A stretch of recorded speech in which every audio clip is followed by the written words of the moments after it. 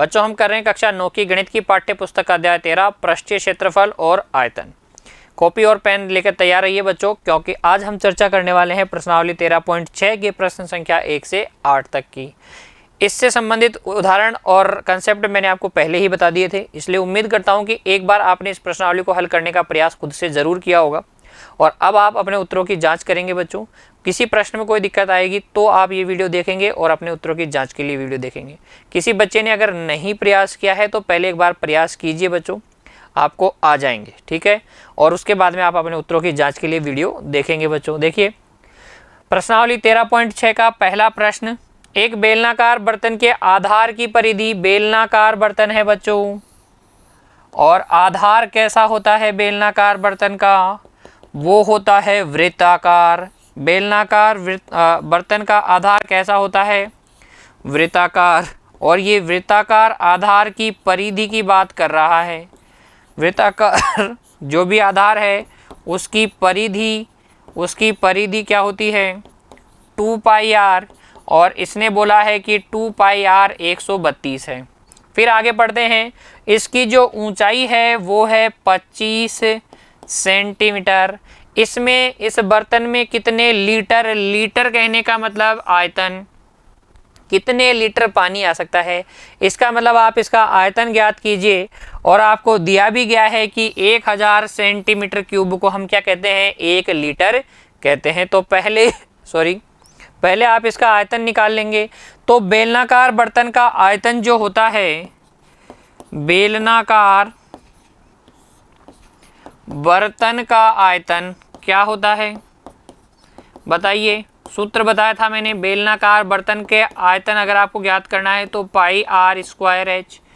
पाई यानी 22/7, आर यानी आधार की त्रिज्या कहीं नहीं दी गई है, एच का मतलब बर्तन की ऊंचाई आपको दी गई है। तो पहले आप त्रिज्या होनी चाहिए तब आप आयतन निकाल सकते हैं। तो त्रिज्या कहाँ से आएगी, यहाँ से 2 पाई आर, यानी परिधि आपको 132 दे रखी है आधार की, तो यानी 2 गुणा 22/7 गुणा आर आपको पता नहीं है, 132 दे रखा है। तो यहाँ से देखिए आप 22 से काटेंगे तो 22 को 6 का पाड़ा 6 बार बोलेंगे 132 आ जाएगा। ये इससे 3 बार कट गया और आर यहाँ से आ गया बच्चों 21 सेंटीमीटर। आर कितना आ गया, 21 सेंटीमीटर आ गया, ठीक है। अब आप क्या निकाल सकते हैं, बेलनाकार बर्तन का आयतन, आयतन होता है पाई आर स्क्वायर, आर कितना है 21, उसका स्क्वायर यानी 21 गुणा 21 गुणा ऊंचाई यानी कि 25।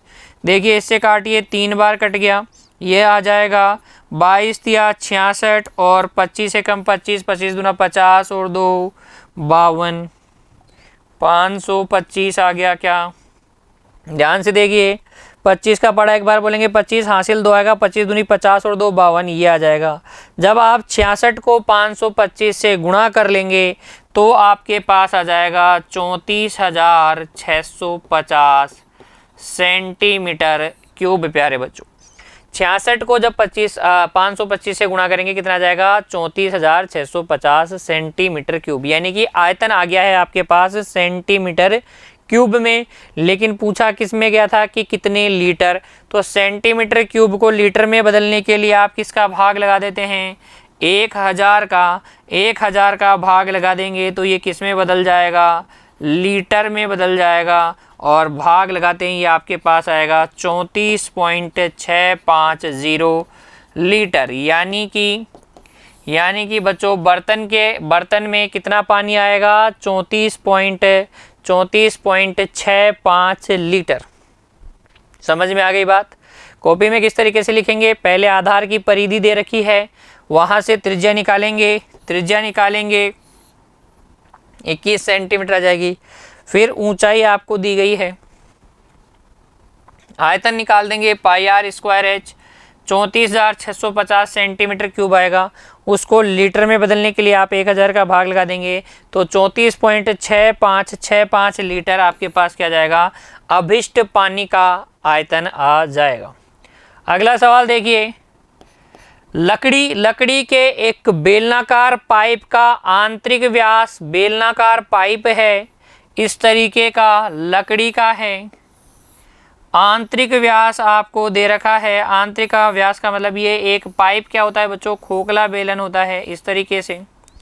तो आंतरिक व्यास का मतलब 2 गुणा छोटू आर कितना दे रखा है 24, यानी कि यहाँ से आंतरिक त्रिज्या आ जाएगी 12 और बाह्य व्यास आपको दे रखा है 28, यहाँ से बाह्य त्रिज्या आ जाएगी कितना 14। ठीक है, पाइप की लंबाई आपको दे रखी है 35 सेंटीमीटर। इस पाइप का द्रव्यमान ज्ञात करना है। पाइप का द्रव्यमान का मतलब इसका वेट, इसका मास कितना है, ये आपको बताना है। ठीक है, तो पाइप में जो द्रव्य लगा होगा उसी का तो द्रव्यमान होगा। पाइप क्या है, पाइप के अंदर तो कोई मैटर नहीं लगा होती, कोई चीज़ नहीं होती, ये तो खाली होता है। सिर्फ यहाँ ये जो लोहा लगा हुआ है या जो धातु लगी हुई है, जिसको हम अभी लकड़ी का पाइप है तो लकड़ी लगी हुई है, तो इस लकड़ी का द्रव्यमान आपको ज्ञात करना है। जबकि आपको दिया गया है कि 1 सेंटीमीटर क्यूब लकड़ी का द्रव्यमान कितना है 0.6 ग्राम। इसका मतलब मुझे ये पता करना रहेगा कि इस पाइप में कितने सेंटीमीटर क्यूब लकड़ी लगी हुई है। तो जितने सेंटीमीटर क्यूब लकड़ी लगी होगी उसको हम 0.6 से गुणा कर लेंगे और हमारे पास क्या जाएगा, अभिष्ट द्रव्यमान आ जाएगा। अच्छा, सेंटीमीटर क्यूब देखते ही आपको क्या याद आ जाएगा कि हमें इस लकड़ी का आयतन ज्ञात करना है। लकड़ी का आयतन यानी इस खोखले बेलन का आयतन। और खोखले बेलन का आयतन कैसे निकालोगे भाई, बाहर वाले बेलन में से आप अंदर वाले बेलन का आयतन घटा दोगे। पाई एच बच्चों, पाई एच कॉमन आ गया, R square minus R square हो गया। पाई का मतलब 22/7। एच कितना है, एच है 35, ऊंचाई है 35 और ये हो गया 14 का स्क्वायर माइनस 12 का स्क्वायर। ध्यान दीजिएगा, ये हो जाएगा 7 से काटेंगे 5 बार, 22 पंजे 110, 14 का square, A square minus B square तो a plus B 26, a minus B 2, तो ये हो गया 110 गुणा 26 दूनी 52। तो 110 को 52 से गुणा करेंगे, 0 52 की 2 हासिल 5 52 और 2 54। ये सेंटीमीटर क्यूब में क्या आ गया, लकड़ी का आयतन आ गया। सेंटीमीटर क्यूब 5420 सेंटीमीटर क्यूब लकड़ी का आयतन आ गया। इसको आप किससे गुणा कर देंगे, 5420 को आप 0.6 से गुणा कर देंगे तो 0 6 दूनी 12 हासिल 1 6 चौक 24 और 1 25 हासिल 2 और ये 32 और डेसिमल 1 प्लेस के बाद में तो आ जाएगा 3252 कितना ग्राम। ग्राम को आप किलोग्राम में बदलोगे तो 3.252 किलोग्राम कितना आ जाएगा, 3.252 या कितना आ जाएगा बच्चों, 3.252 किलोग्राम। किसका द्रव्यमान, लकड़ी का। एक बार पुनः चेक कर लीजिए। आंतरिक त्रिज्या बाह्य त्रिज्या आ गई। बाह्य बेलन के आयतन में से आप आंतरिक बेलन का आयतन घटा देंगे तो 22/7 गुणा ऊंचाई गुणा r1 square minus r2 square. 22 7 cut गया, 5 से गुणा करेंगे 110 आ जाएगा। 14 प्लस 2 14 प्लस 12 कितना हो गया, 14 और 12 हो गया 26 और 14 माइनस 12 कितना हो गया 2।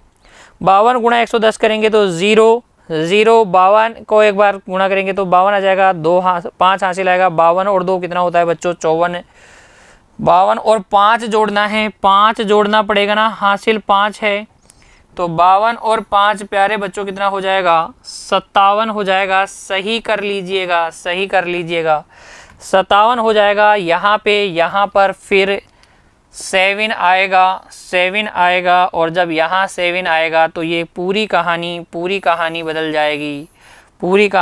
जाएगी प्यारे बच्चों। और कितना ग्राम आएगा उसके अकॉर्डिंग हम बदलेंगे। देखिए गुणा कीजिए इसको तो 0 6 का पड़ा 0 बार 0 2 बार 12 43 हासिल 4 34 तो ये आ जाएगा 3432 ग्राम, और इसको किलोग्राम में बदलेंगे तो 3.432 किलोग्राम आ जाएगा, किलोग्राम आ जाएगा। तो बच्चों ध्यान देंगे, सही से करेंगे गुणा, तो आपका आंसर भी सही आ जाएगा। क्लियर हो गई बात मेरी। सबसे पहले पूरे बेलन का आयतन निकालेंगे, उसमें से ये छोटा बेलन हटा देंगे तो बची हुई लकड़ी का यानी कि पाइप का आयतन आ जाएगा। वो आ गया है आपके पास 3234 ग्राम, ठीक है ना। कैसे आया? क्योंकि आपने आयतन निकाला तो 5720 सेंटीमीटर क्यूब आया। 1 सेंटीमीटर क्यूब का कितना है? 0.6 ग्राम। तो आपने 6 से गुणा कर लिया तो इतने ग्राम आ गया। ग्राम को किलोग्राम में बदलने के लिए 1000 का भाग लगा दिया, ठीक है। कॉपी में कैसे करेंगे देख लीजिए। इस तरीके का पाइप है जिसका बाह्य व्यास दे रखा है, आंतरिक व्यास दे रखा है। तो बाह्य त्रिज्या हो जाएगी 12 और आंतरिक त्रिज्या हो जाएगी 12 और बाह्य त्रिज्या कितनी हो जाएगी प्यारे बच्चों? 14 सेंटीमीटर। ऊंचाई आपको दे रखी है लंबाई पाइप की 35 सेंटीमीटर। उससे आप क्या निकाल लेंगे? आयतन निकाल लेंगे, बाह्य बेलन का आयतन माइनस आंतरिक बेलन का आयतन। इस तरीके से 5720 सेंटीमीटर क्यूब आएगा, उसको 6 से गुणा कर देंगे 0.6 से, तो फिर आपके पास 3432 ग्राम लकड़ी का आयतन द्रव्यमान आ जाएगा। उसको 1000 से भाग लगाएंगे तो 3.432 किलोग्राम के अंदर आपके पास क्या जाएगा? लकड़ी का भार आ जाएगा। अगला सवाल देखिए बच्चों, सॉफ्ट ड्रिंक की बात हो रही है, इसके हानिकारक प्रभाव आप साइंस में पढ़ चुके हैं। उन्हीं सॉफ्ट ड्रिंक की बात हो रही है कि 2 प्रकार के पैकों में उपलब्ध है। सॉफ्ट ड्रिंक जो है कोल्ड ड्रिंक वगैरह, वो दो प्रकार के पैक्स में उपलब्ध है। पहला पैक तो क्या है? 5 सेंटीमीटर और चौड़ाई 4 सेंटीमीटर के एक आयताकार आधार का टीन का डिब्बा जिसकी ऊंचाई 15 सेंटीमीटर है। अच्छा, तो ये जो सॉफ्ट ड्रिंक है एक तो इस तरीके के डिब्बे में बेचा जा रहा है जिसकी आयताकार आधार है 5 सेंटीमीटर, लंबाई 5 सेंटीमीटर और चौड़ाई जिसकी कितनी है प्यारे बच्चों? 4 सेंटीमीटर, और इसकी ऊंचाई इस डिब्बे की कितनी है? 15 सेंटीमीटर। दूसरा हम देख लेते हैं, व्यास 7 सेंटीमीटर वाले वृत्तीय आधार और 10 सेंटीमीटर वाले एक प्लास्टिक का बेलनाकार डिब्बा। एक तो इसमें बेचा जाता है एक पैक तो, और एक दूसरा पैकिंग किस तरीके की है? इस तरीके की पैकिंग है, और जिसके आधार 7 सेंटीमीटर व्यास है, आधार का व्यास 7 सेंटीमीटर है और ऊंचाई कितनी है? 10 सेंटीमीटर है। आपको बताना है किस डिब्बे की धारिता अधिक है और कितनी अधिक है। तो बात या कहानी आपको समझ में आई कि जो सॉफ्ट ड्रिंक निर्माता है वो 2 तरीके के पैकेट बनाता है अपनी सॉफ्ट ड्रिंक के लिए, ठीक है ना। 2 तरीके के डिब्बे हैं, एक तो घनाभाकार डिब्बा है और एक बेलनाकार डिब्बा है। आपको ये बताना है कि किस डिब्बे में ज़्यादा कोल्ड ड्रिंक या सॉफ्ट ड्रिंक भरी जा सकती है। तो भरी जा सकने का मतलब क्या है? आयतन। तो पहले आप इसका आयतन निकाल लें, तो लंबाई गुणा चौड़ाई गुणा ऊंचाई, ठीक है। 5 और 20 को 15 से गुणा करेंगे तो 300 सेंटीमीटर क्यूब आ जाएगा इस पहले प्रकार के डिब्बे का आयतन। दूसरे का निकाल लेते हैं, बेलनाकार का होता है पाई आर स्क्वायर गुणा एच। 7 से 7 कट गया, 22 से ये 11 बार कट गया, इससे ये कितनी बार? 5 बार कट गया, ठीक है। 55 गुणा 7 रह गया। 55 गुणा 7 कितना होता है? 385 सेंटीमीटर क्यूब। बताइए कौन से पैकिंग में ज़्यादा सॉफ्ट ड्रिंक आएगी? बिल्कुल बेलनाकार पैकिंग में ज़्यादा आएगी। कितनी ज़्यादा आएगी? 85 सेंटीमीटर क्यूब सॉफ्ट ड्रिंक ज़्यादा आएगी। समझ में आ गया? प्रश्न को ध्यान से पढ़ेंगे तो आपको पता चलेगा कि 2 प्रकार के डिब्बों में सॉफ्ट ड्रिंक पैक किया जा रहा है, घनाभाकार और बेलनाकार। दोनों का आयतन निकाल लीजिए, पता चल जाएगा कि किसके अंदर ज़्यादा सॉफ्ट ड्रिंक आएगी। कितनी ज़्यादा आएगी? 85। 385 में से 300 को घटाएंगे तो 85 सेंटीमीटर क्यूब आ जाएगा। इस तरीके का आप रिप्रेजेंटेशन देख सकते हैं। आयताकार आधार अगर आयताकार है, डिब्बे का आधार आयताकार है तो एक घनाभ बनेगा, उसका आयतन आप निकाल लेंगे 300 सेंटीमीटर क्यूब आ जाएगा। अगर वृत्ताकार आधार है तो एक बेलनाकार डिब्बा है और बेलनाकार डिब्बे का आयतन आप निकाल लेंगे तो कितना आ जाएगा? 385 सेंटीमीटर क्यूब आएगा। आपको पता चल गया है कि जो बेलनाकार आधार वाला डिब्बा है उसके अंदर क्या आएगा, उसकी धारिता ज़्यादा है, और कितनी ज़्यादा है, 85 सेंटीमीटर क्यूब ज़्यादा है। नेक्स्ट प्रश्न देखेंगे बच्चों, यदि एक बेलन का पार्श्व पृष्ठीय क्षेत्रफल 94.2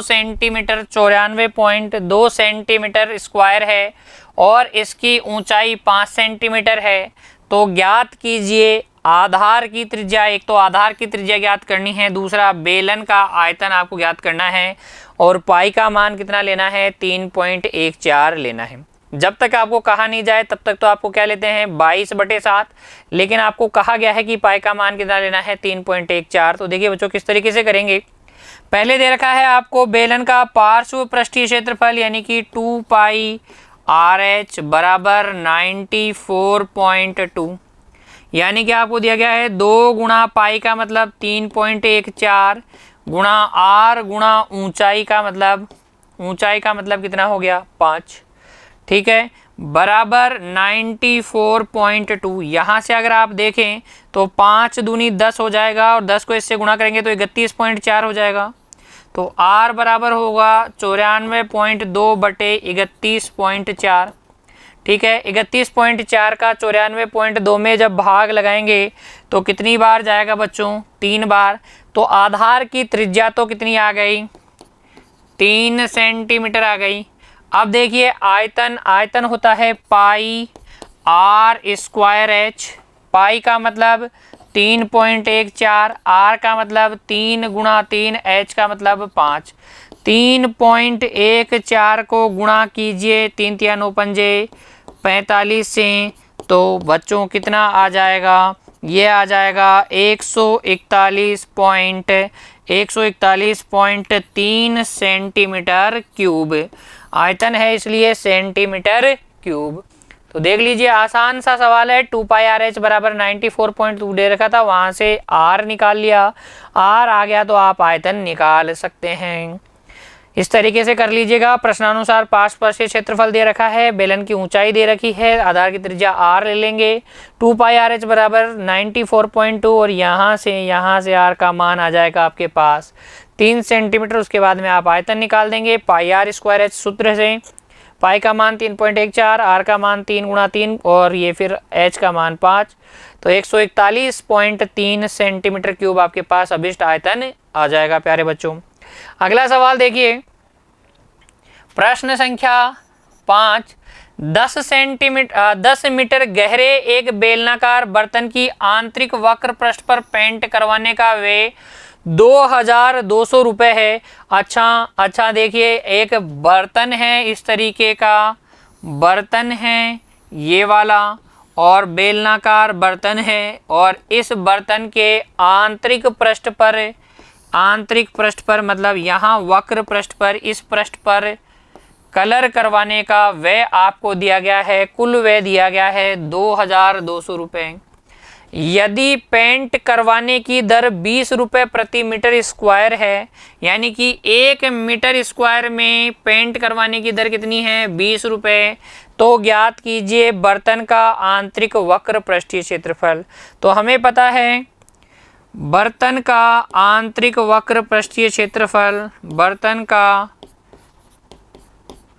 आंतरिक वक्र पृष्ठीय क्षेत्रफल क्या होता है, वो आपको पता है बच्चों, सूत्र 2 पाई RH। आंतरिक वक्र पृष्ठीय क्षेत्रफल 2 pi RH metre square, centimetre square या वर्ग स्क्वायर, जो भी है वर्ग मीटर आपके पास होगा। इसको ज्ञात करने के लिए आपको क्या चाहिए, R और H चाहिए, नहीं दे रखा है।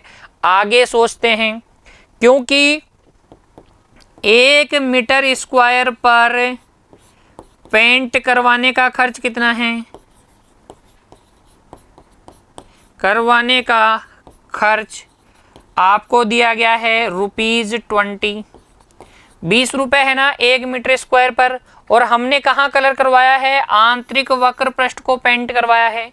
तो आंतरिक वक्र पृष्ठ का क्षेत्रफल कितना रहेगा, इसलिए 2 पाई RH मीटर स्क्वायर पर पेंट करवाने का खर्च कितना रहेगा भाई, 20 से गुणा कर देंगे ना हम, 20 गुणा 2πRH। ध्यान दीजिएगा 1 मीटर स्क्वायर पर कलर करवाने का खर्च क्या होगा, 20 रुपये, इसलिए 2πRH यानी कि संपूर्ण वक्र पृष्ठ पर कलर करवाने का खर्च क्या होगा, वक्र पृष्ठ के क्षेत्रफल को हम 20 से गुणा कर देंगे तो हमारे पास वक्र पृष्ठ पर कलर करवाने का खर्च आ जाएगा।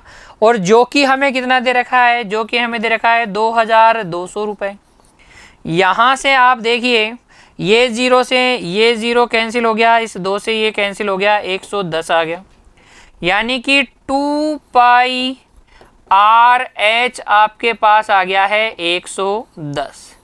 2πRH आपके पास कितना आ गया है, 110 आ गया है। 2πRH का मतलब, 2πRH का मतलब हो गया वक्र पृष्ठीय क्षेत्रफल। तो आंतरिक वक्र पृष्ठीय क्षेत्रफल कितना आ गया, 110 मीटर स्क्वायर। आप डायरेक्ट सूत्र भी लगा सकते हैं, कैसे भाई, कुल खर्च में आप प्रति मीटर स्क्वायर खर्च का भाग लगा देंगे तो वक्र पृष्ठीय क्षेत्रफल मिल जाएगा आपको। क्यों, क्योंकि देखिए अगर आपको दे रखा है 20 रुपये के हिसाब से आपने पेंट करवाया है और 2200 रुपये लगे हैं या 2200 रुपये लगे हैं, तो आप ये निकाल सकते हैं ना कि कितने मीटर स्क्वायर पर कलर करवाया है। कुल पैसे में 20 का भाग लगा दीजिए, 110 आ जाएगा, यानी कि आप 110 मीटर स्क्वायर पर 20 रुपये के हिसाब से जब कलर करवाएंगे, पेंट करवाएंगे, तभी तो 2200 रुपये। तो वक्र पृष्ठीय क्षेत्रफल पर करवाया है, तो वक्र पृष्ठीय क्षेत्रफल निकालने के लिए आप क्या कर सकते हैं, कुल खर्च में प्रति मीटर स्क्वायर खर्च का भाग लगा देंगे तो आपके पास वक्र पृष्ठीय क्षेत्रफल आ जाएगा, कितना है, 110। समझ में आ गई बात आपको। तो क्योंकि कुल खर्च है 2200 रुपये और दर कितनी है 20 रुपये, इसलिए आंतरिक वक्र पृष्ठीय क्षेत्रफल आ जाएगा 110 आ जाएगा बच्चों। 1100 मीटर स्क्वायर नहीं होगा, 110 आएगा। हमने देखा है 2200 में जब 20 का 1 जीरो से 1 जीरो कैंसिल होगा, 220 में 2 का भाग लगाएंगे, 110 ही आएगा, 1100 नहीं आएगा, 1100 बिल्कुल नहीं आने वाला। तो ये आ जाएगा। अगला प्रश्न आपको दिया गया है कि इसके आधार की त्रिज्या ज्ञात करो। तो आपको ये तो मिल गया कि 2πRH बराबर 110, इसका मतलब 2 गुणा 22/7, R आपको निकालना है, H आपको दिया गया है बराबर 110। ये जीरो से ये जीरो कैंसिल हो गया, 11 से ये 2 बार कैंसिल हो गया, R बराबर आ गया है 7/4। कितना आ गया है प्यारे बच्चों, 7/4 मीटर, 7/4 मीटर आ जाएगा क्या आधार की त्रिज्या। फिर आगे देखिए, इस तरीके से निकाल लेंगे आप भाई। आंतरिक वक्र पृष्ठीय क्षेत्रफल दे रखा है 2πRH बराबर 110, 110 से आप निकाल लेंगे R, आपके पास आ जाएगा 7/4 या 1.75 मीटर। ठीक है। उसके बाद में देखिए अगला सवाल आपसे पूछा गया है बर्तन की धारिता, यानी कि उसका क्या पूछा गया है, आयतन। और आयतन क्या होता है, बर्तन बेलनाकार है, आयतन होता है πr²h। पाई का मतलब 22/7, R का मतलब 7/4 गुणा 7/4, H का मतलब है 10 मीटर गहरा है तो वो ऊंचाई हो गई। ये कैंसिल हो गया, ये 2 बार और ये 11 बार, ये 5 बार। 55 गुणा कितना, 7/4। 55 को 7 से गुणा करोगे 385/4 और 385 में 4 का भाग लगाओगे 9 बार 36, 6 बार 25, 2 5, 96.25 मीटर क्यूब प्यारे बच्चों क्या आ जाएगा, इसका आयतन आ जाएगा। तो प्रश्न को ध्यान से समझिए। सबसे पहले आपको दे रखा था गहराई यानी ऊंचाई दे रखी थी, इस पृष्ठ पर कुल खर्च दे रखा था और दर भी दे रखी थी, तो हमने उससे आंतरिक वक्र पृष्ठ का क्षेत्रफल निकाल लिया। क्षेत्रफल आ गया तो फिर आपने क्षेत्रफल से त्रिज्या निकाल ली, त्रिज्या आ गई, ऊंचाई आ गई, तो आयतन निकालने में तो कहीं कोई प्रॉब्लम नहीं आएगी। आयतन निकालने में तो कहीं पे भी प्रॉब्लम कितना आ जाएगा, 96.2 मीटर क्यूब, या हम कह सकते हैं 1 मीटर को हम बोलते हैं बच्चों 1 किलो लीटर। 1 मीटर को 1 किलो लीटर भी बोलते हैं, इसलिए 96.25 मीटर क्यूब को हम बोलेंगे 96.25 किलो लीटर। ठीक है, 96.25 किलो लीटर। 1000 लीटर में 1000 लीटर में 1 मीटर क्यूब होता है। छठा प्रश्न देखेंगे, ऊंचाई 1 मीटर वाले बेलनाकार बर्तन की धारिता यानी कि बर्तन का आयतन आपको दे रखा है 15.4 लीटर। तो बच्चों क्या आपको पता है कि 1000 लीटर बराबर होता है 1 सेंटीमीटर क्यूब। तो जब आप इसको सेंटीमीटर क्यूब में बदलेंगे, सॉरी 1000 लीटर बराबर होता है 1 मीटर क्यूब। ठीक है, तो 15.4 में कितना हो जाएगा आप लगा दीजिए, 1000 का भाग, तो 0.0154 मीटर क्यूब आयतन हो जाएगा। ध्यान दीजिएगा 1000 लीटर बराबर 1 मीटर क्यूब, तो यहाँ से 15.4 लीटर में कितना हो जाएगा, आप 1000 का भाग लगा के मीटर क्यूब में चेंज कर दीजिए। उसके बाद में आयतन आपको पता है पाई आर स्क्वायर एच होता है। इसका मतलब ये आपको दिया गया है 0.154। पाई का मान 22/7। आर आपको पता नहीं है, आर आपको दी नहीं गई है। एच आपको 1 दिया गया है, 0.0154 हो जाएगा। 22 से इसको काटेंगे 7 बार कट जाएगा, तो ये आ जाएगा 0.007। 0.007 आ जाएगा क्या? ठीक है, या 0.0007 आएगा। डेसिमल के बाद में 4 डिजिट है ना, 1 2 3 4, तो ये आ जाएगा। यहाँ से आर स्क्वायर बराबर आ गया 0.0049 और आर बराबर आ जाएगा 0.07 बच्चों।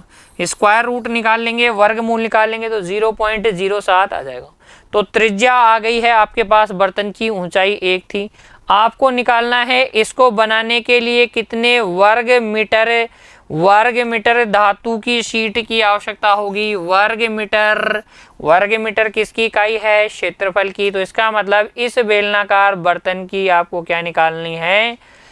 क्षेत्रफल निकालना है। हमें पता है बंद बर्तन होगा तो फिर कुल पृष्ठीय क्षेत्रफल 2 पाई आर एच प्लस आर होगा।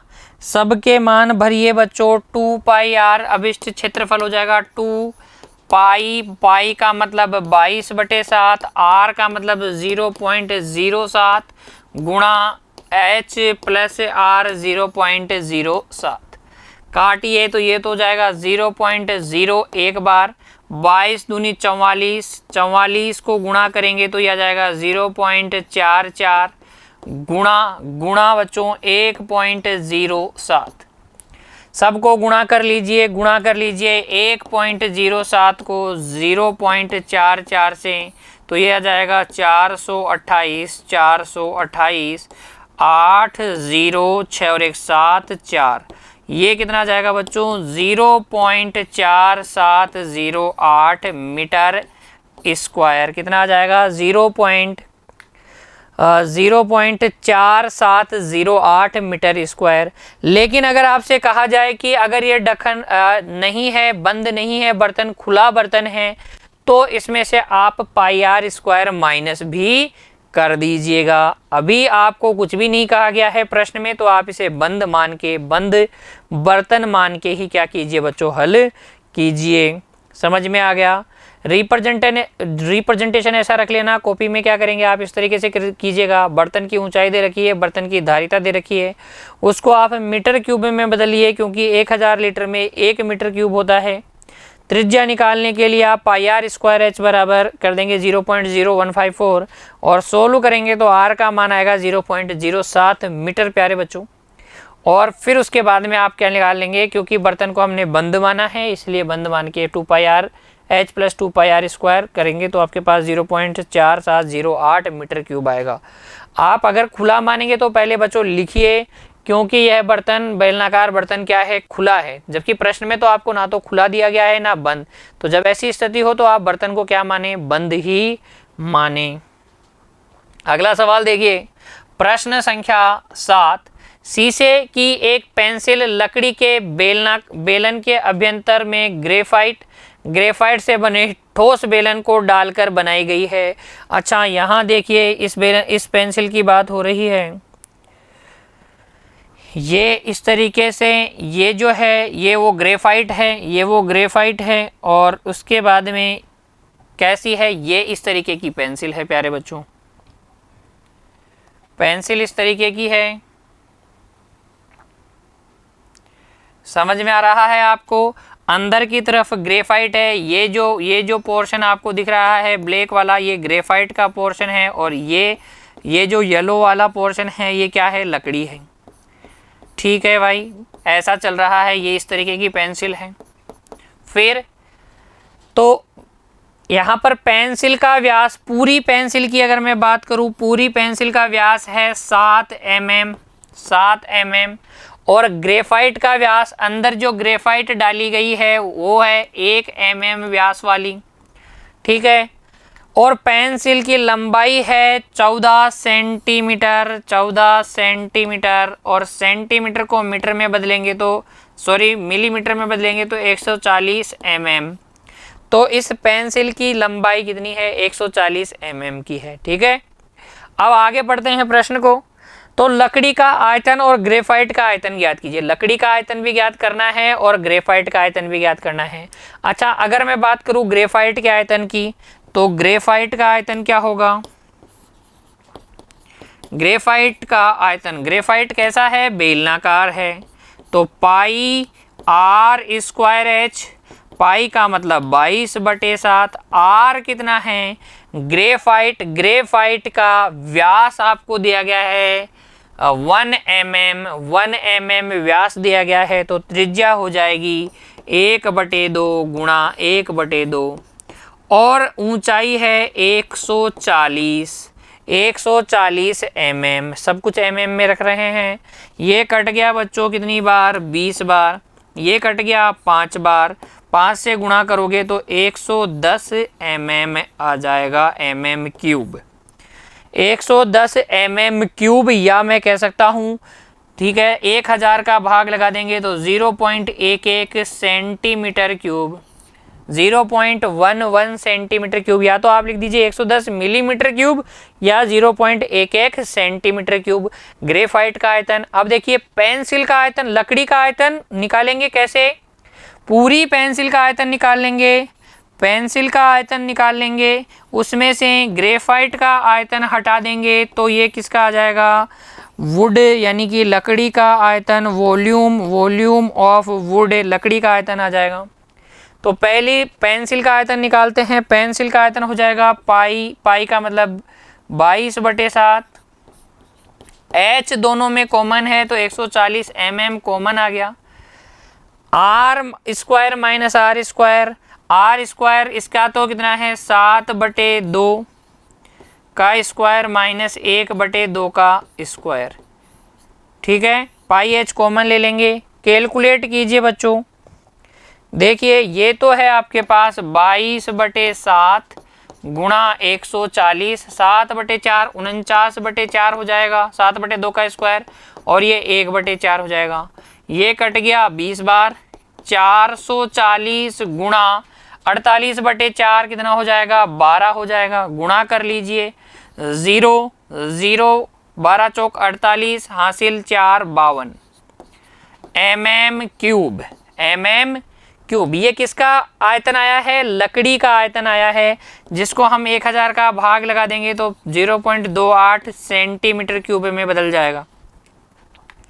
अब हमें पता है अच्छा 28 ये लकड़ी का आयतन आया है बच्चों, लकड़ी का आयतन जो कि हमें ज्ञात करना था, पेंसिल का नहीं लकड़ी का ही आया है। देखिए क्योंकि हमने पहले ही पेंसिल के आयतन में से ग्रेफाइट का आयतन माइनस करते हुए चले थे ना, तो 5.28 सेंटीमीटर क्यूब किसका आया है, लकड़ी का आयतन।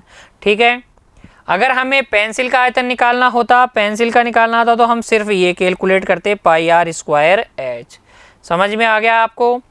तो देख लीजिए, इस तरीके से लिखिएगा। व्यास है सेंटीमीटर में बदलेंगे तो त्रिज्या 1.20 सेंटीमीटर आ जाएगी। पहले ग्रेफाइट का आयतन निकालेंगे, 0.11 सेंटीमीटर क्यूब आएगा या फिर 110 मिलीमीटर क्यूब। उसके बाद में पेंसिल की त्रिज्या आर है, पेंसिल का आयतन निकाल लेंगे।